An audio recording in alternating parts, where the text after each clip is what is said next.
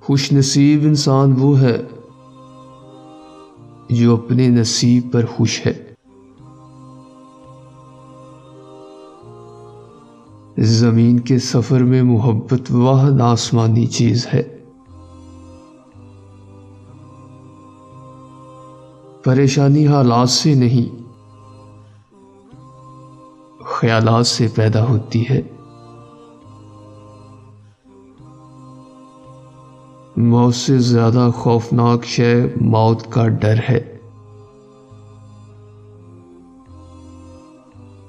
سب سے بڑی قوت برداشت ہے۔